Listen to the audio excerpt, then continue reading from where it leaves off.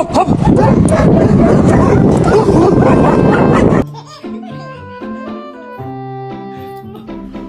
my gosh!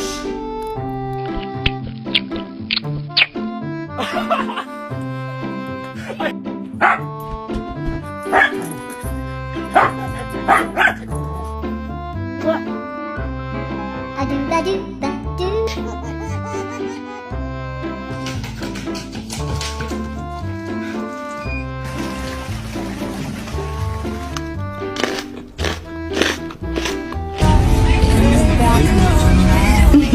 No!